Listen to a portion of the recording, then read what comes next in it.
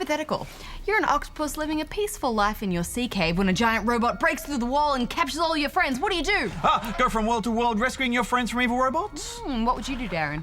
Robots are my people. I would talk to them. Diplomacy, diplomacy, or complete annihilation. Well, let's find out in Airscape, The Fall of Gravity. Oh.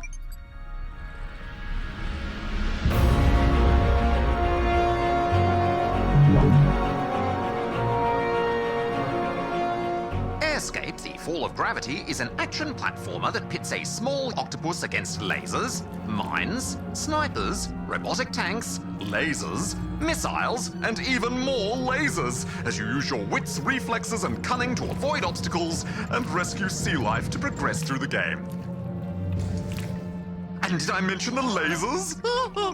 Yeah, you did, Darren. The first few worlds are simple enough as you come to grips with the game's controls and mechanics. But it isn't long before that simplicity is taken away and blown up in some kind of diabolical laser sniper mine contraption.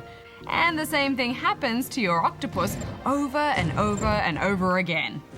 Did you know octopuses are considered to be the most intelligent of all invertebrates? So much so that when they're in captivity, they find ways to escape.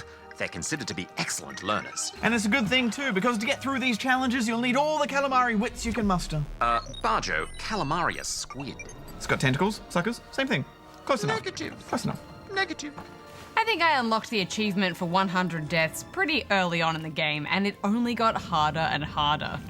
The Centenary of Failure Award is such a bittersweet moment. And the 500 deaths achievement wasn't long after that. At times, success and failure are only seconds apart, and the dizzying gravity effects are, well, dizzying. But fortunately, there are enough save points and checkpoints along the way that mean it's not too punishing if you don't get through something the first, second, third, fourth, or upteenth time. I often found myself thinking, is it even possible to get through this bit? But then, 20 or 30 or like a gazillion times later, I'd be getting through it easily. Timing is the key.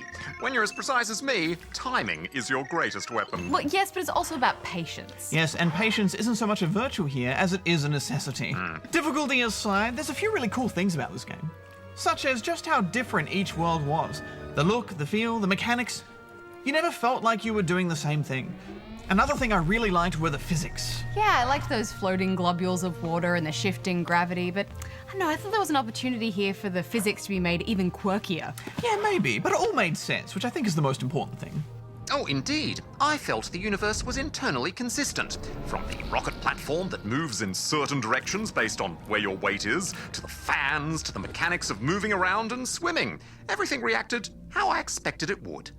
I had some trouble with the fans. Not a fan? Not a fan of those fans. I could never quite get the same reaction, even when doing the same thing. Sometimes it would blow me high, other times not so much.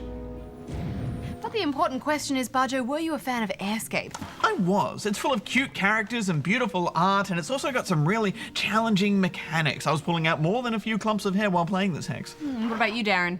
My biggest issue was the fact that you cannot play as the robots. You wanted to play as evil robots? Evil? They're just misunderstood. Right, well, I'm gonna give this 3 out of 5 rubber chickens. I loved it. It's 3 out of 5 from me as well. Okay, now it's time for another Coding Corner segment with Goose and Julian. Yes!